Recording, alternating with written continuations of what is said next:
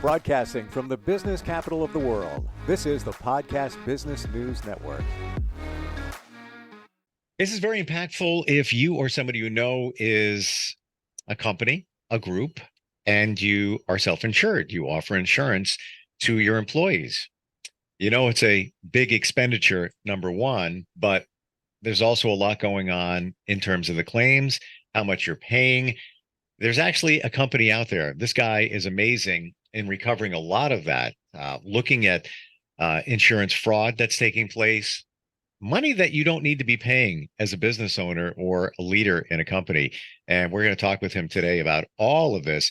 Scott Hettesheimer joins us on the program. Welcome back. How are you? Very good, Steve. Thank you. I'm looking on your website, and I have to pull this out because it's mind blowing. But in a year or so ago, employers burned $1,200,000,000,000 in healthcare overcharging fraud. This is not just what you've had to pay to provide insurance for your employees. This is fraud. This number, $1,200,000,000,000. What is going on? This is the stuff that the rest of us don't really know about. Before we even dig in, tell us about what's going on here in the insurance world. Well, in the insurance world, which I really don't play that much in the insurance world.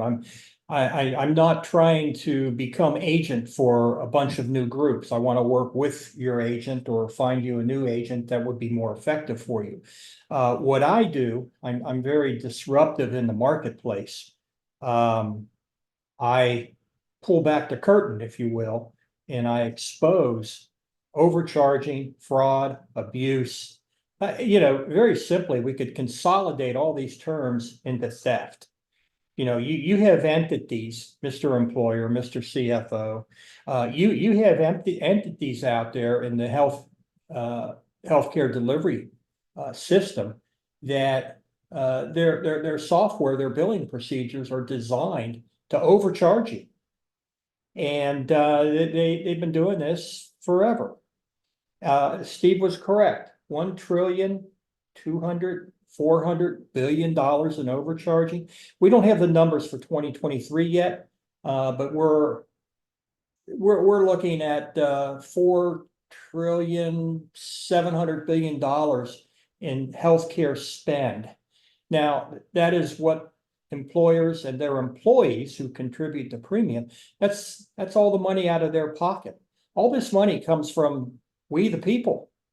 This isn't insurance company money. This isn't government money.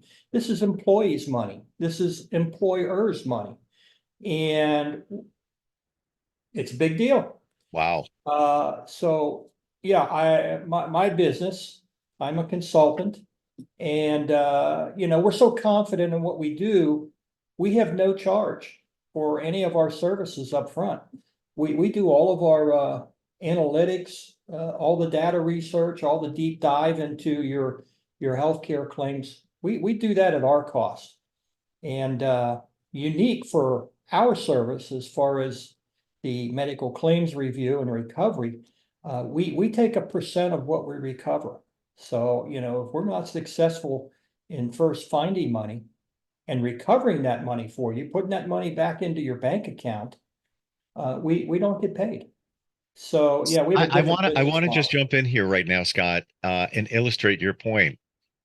You don't charge initially, you take a percentage, but the reason you do that is you're quite confident that companies are being, if you will, ripped off because it's happening so often that for the most part, when you work with a company and you just look at the lay of the land, how many employees, et cetera, you're probably going to find something. Otherwise, you wouldn't be taking that time to, at your expense, go through all the data mining and all of that.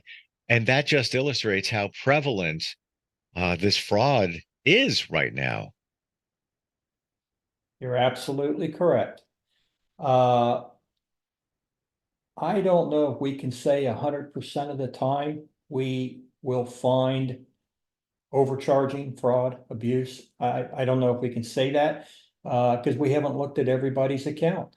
But I can say in 100% of the accounts we've looked at to date, which is several years worth, and we go back 3 years for each employer. 100% of the time, we have found abuse. We have found overcharging. So yes, we are confident. We're good at what we do. If we weren't good at what we do, we would have to charge a fee for what we do. So we don't have to charge a fee for what we do. We just share in the recovery. So, for an employer, that creates a no-brainer. There's no cost, nothing. There's no obligation, there's no fine print that says if we don't find money, you still have to pay us a minimum of this. We don't have that. Our minimum is zero. You owe us nothing. Yeah, it's just I guess it's a sad reality of where we are in our healthcare delivery system, and Well, how things are billed. it's also a no-brainer. It's also a no-brainer. Why would you not have somebody like you dig in uh, and start looking? Because you're getting ripped off, not you. The company is getting ripped off. Why not just have somebody? There's no harm done in you looking in with a claims review and recovery program. Why don't we look at that? Let's take us through that and what's involved in that program. Sure. First of all, if you were to Google claim auditing, you would find many different firms wanting, or offering to audit your claims.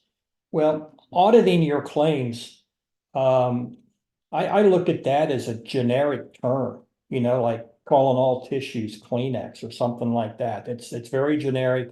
And it's like getting your high school GED or something.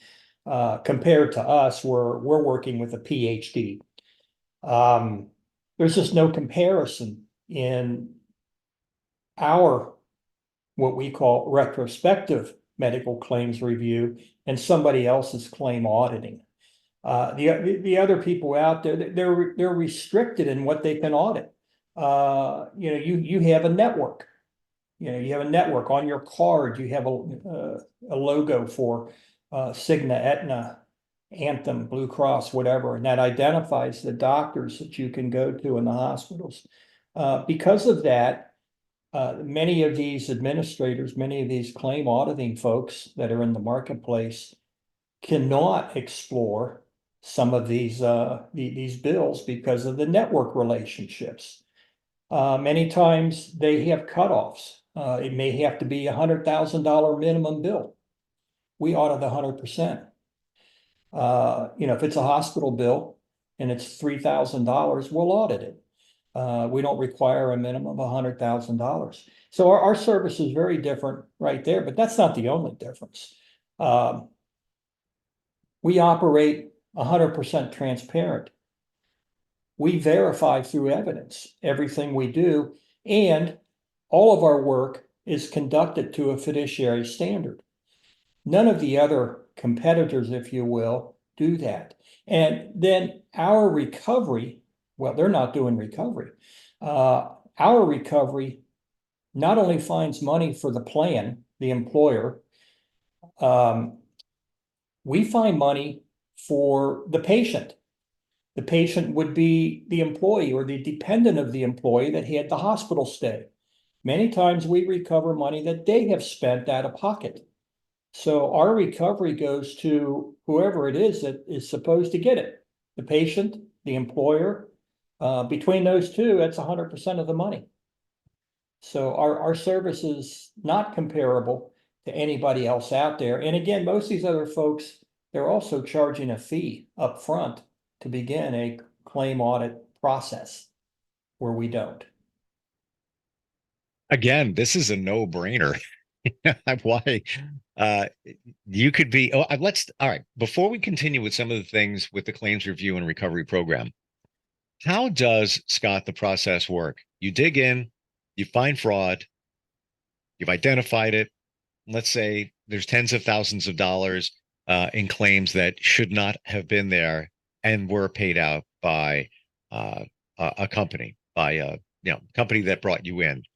What happens there? How does that recovery process take place? Uh, Good question, Steve. Very good question. We want to can make this as simple as possible for an employer. So in order to get started with us, the employer, the plan sponsor, would have to forward to us. We request 3 years of claims history, paid claims history. And what happens with that is that's just transmitted to us. So we take that, load it into our system, and go to work. The employer doesn't have to do anything. All they have to do is forward us the data. They have an agreement that they sign with us, and most of that is privacy protected disclosures and things like that. Mhm. But all they have to do is give us their data. We're done with them at that point. And when you say, we request that employers have a minimum of 500 employees on the plan. Let's say the group has 7,000 employees, and we go back 3 years, so we're getting 36 months of claims. We would probably have $300 million of paid claims. You said tens of thousands. We find millions of dollars in recovery. Millions. I was just picking one company, just I don't know how large that company would be, so I wanted to be somewhat conservative. Give us an example. Pick one that you worked with in the last year, and what you recovered or discovered for them. Sure. Well, we'll stick with that 7,000 man group. That's over 300 million in paid claims over 36 months. We found over $30 million. We recovered over $30 million, which was about 7% of their claims, paid claims.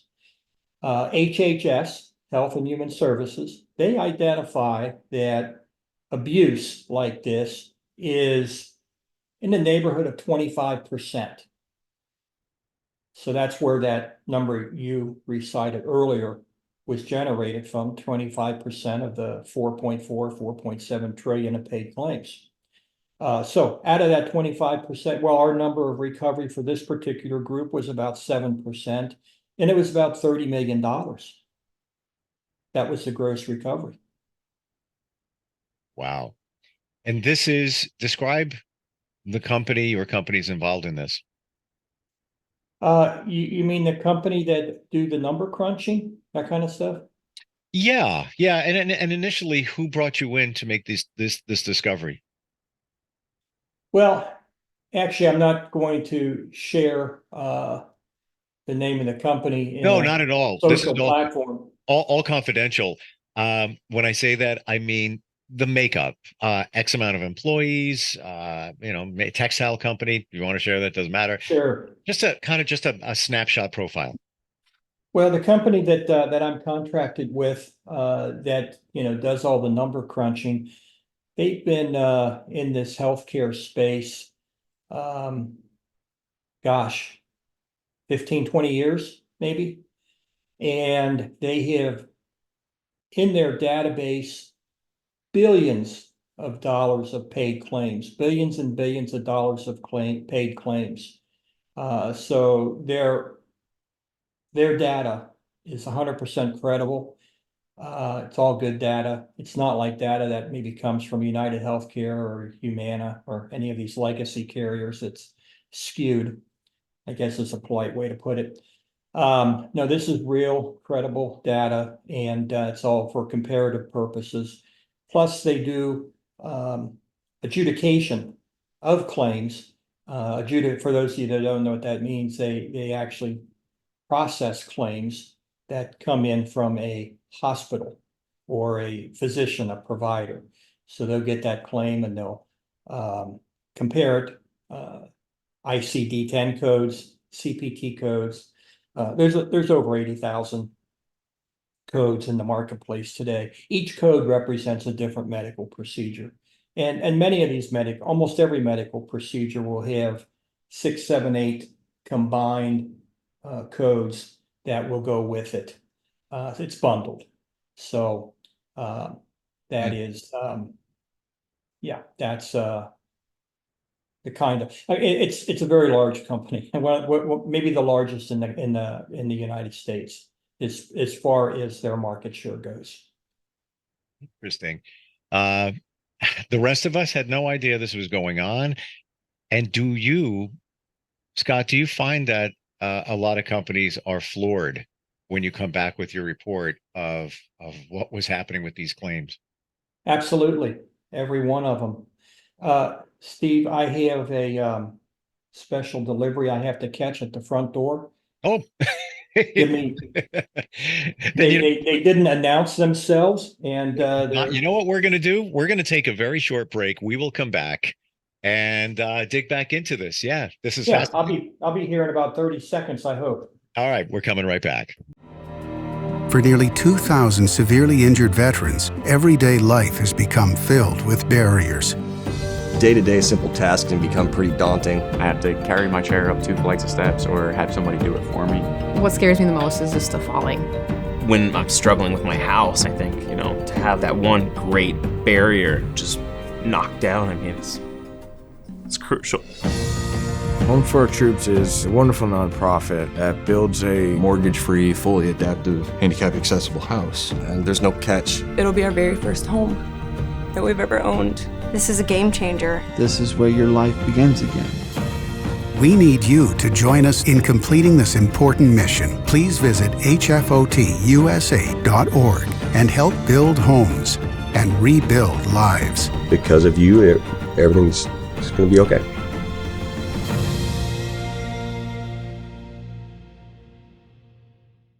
And we're back talking with Scott, who is an amazing guy in recovering fraudulent claims for companies that offer insurance to their employees.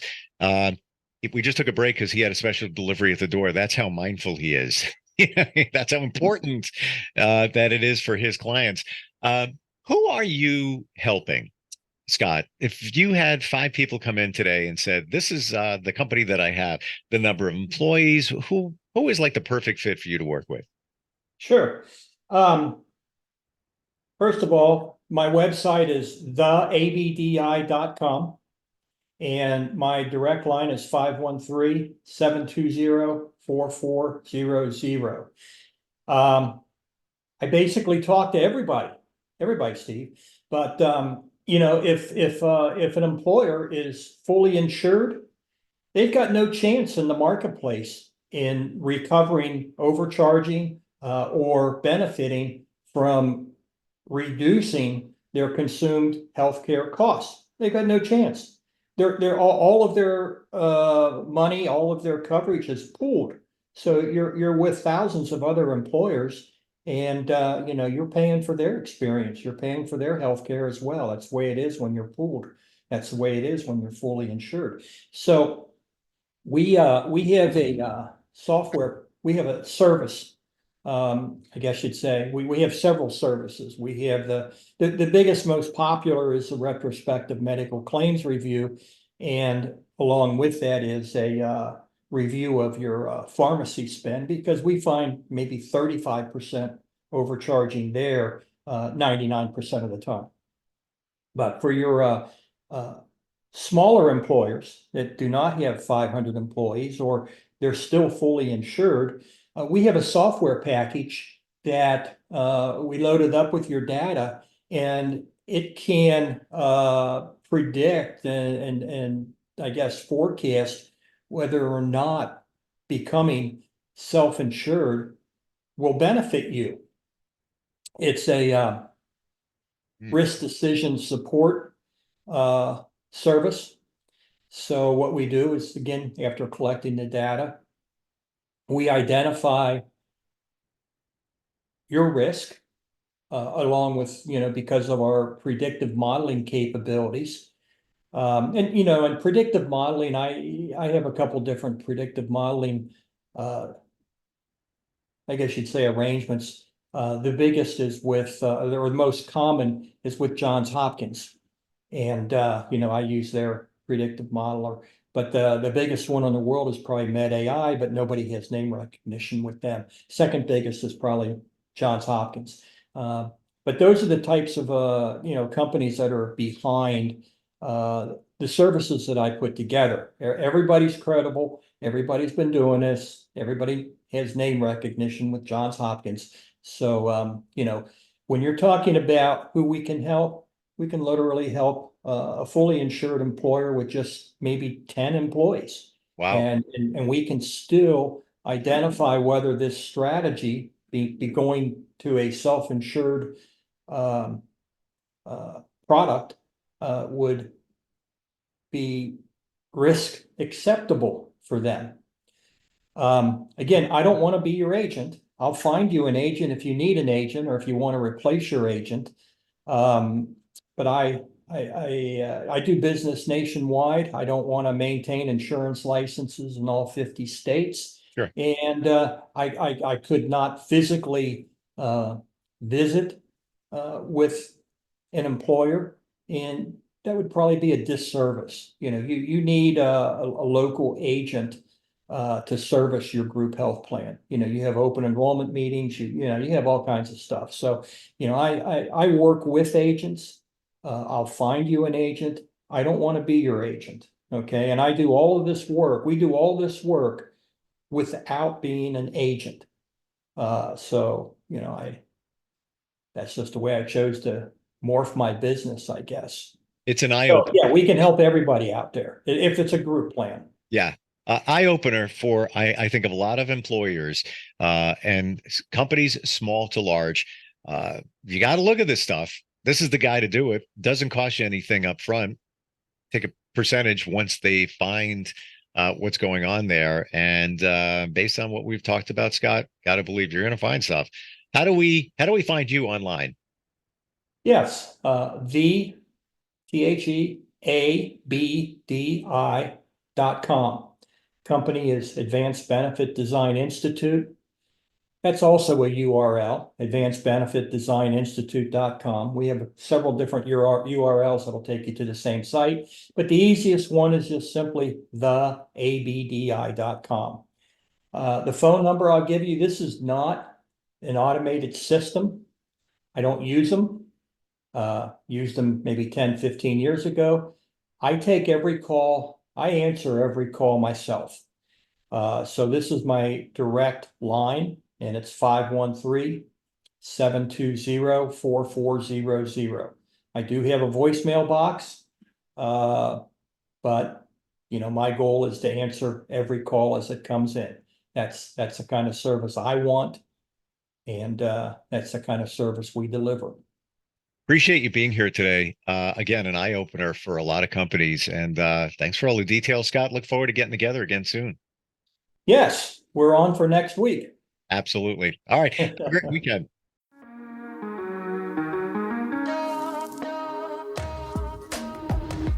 Broadcasting from the business capital of the world, this is the Podcast Business News Network.